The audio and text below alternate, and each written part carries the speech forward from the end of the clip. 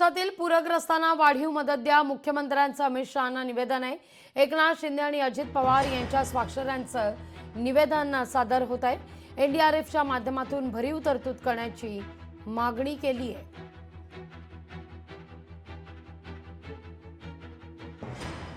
या सगळ्याविषयी अधिक माहिती घेऊया, थेट जाऊया आपल्या प्रतिनिधी भाग्यश्री प्रधान आचार्य यांच्याकडे। भाग्यश्री, आपण पाहतोय काल राज्याचे मुख्यमंत्री देवेंद्र फडणवीस हे शेतकऱ्याच्या बांधावर पोहोचलेले होते। सगळ्या परिस्थितीचा मुख्यमंत्र्यांनी आढावा घेतला, परिस्थिती जाणून घेतली। त्यानंतर आज मुख्यमंत्री दिल्लीत आहेत, कृषी मंत्र्यांची भेट घेणार असल्याचं कळतंय।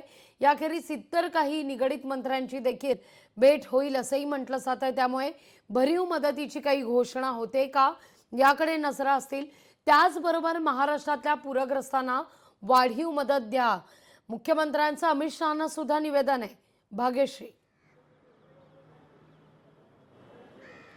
नक्कीच लाघवी, एकंदरीत जर बघितलं तर दोन उपमुख्यमंत्री आणि मुख्यमंत्री यांनी पाहणी दौरा केला।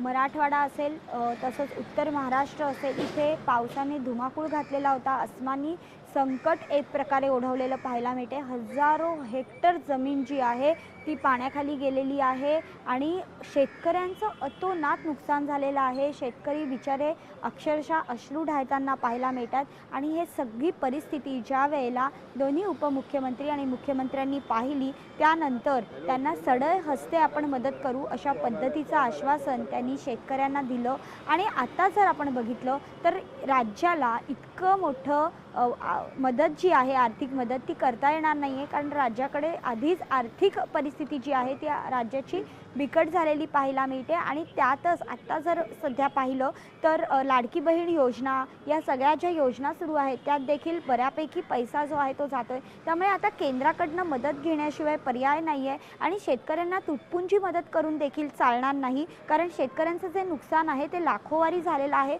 त्यामुळे प्रत्येक शेतकऱ्यामागे 50 ते 60 हजार रुपये तरी हेक्टरी द्या अशा पद्धतीचं मत विरोधी पक्षातनं देखील व्यक्त केलं जात आहे। या सगळ्याच्या पार्श्वभूमीवर केंद्रातनं मदत घेणं गरजेचं आहे आणि हेच सगळी जी गोष्ट आहे, जी पाहणी केलेली दौऱ्यातल्या ज्या घटना आहेत त्या सांगण्यासाठी आज केंद्राकडे देखील मुख्यमंत्री मागणी करणार आहेत। केंद्रातून थोडे पैसे मिळाले तर शेतकऱ्यांना मदत होईल अशा पद्धतीची ही मागणी असणार आहे। त्यामुळे केंद्रीय कृषी मंत्र्यांना भेटणं महत्त्वाचं ठरणार आहे आजच्या भेटीमध्ये। आणि या व्यतिरिक्त सगळ्यात महत्त्वाची गोष्ट दुसरी आहे की महापालिकेच्या निवडणुका देखील जवळ आल्यात आणि या पार्श्वभूमीवर देखील खरं तर आपण बघितलं आहे की मुख्यमंत्री देवेंद्र फडणवीस आणि उपमुख्यमंत्री एकनाथ शिंदे यांच्यामध्ये अनेक वेळेला जे नियम आहेत किंवा जे आदेश आहेत त्या आदेशाच्या सूचनांवरनं अनेक वेळेला भानगड झालेली पाहायला मिळालेली आहे। याचा निर्णय त्याला पटत नाही आहे, त्याचा निर्णय याला पटत नाही, अशा पद्धतीचं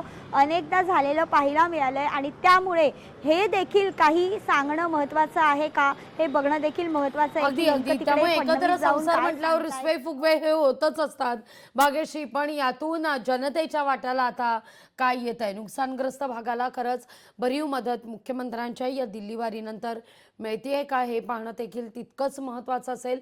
मुख्यमंत्र्यांनी स्वतः देखील पूरग्रस्तांना आश्वस्त केलेलं आहे, कुठेही निधीची कमतरता पडू देणार नाही असं देखील मुख्यमंत्री स्पष्टच करतायत।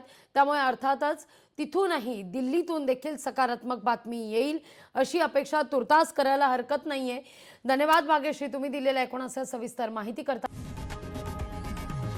लोकशाही मराठी ऐका, पहा, जागरूक रहा।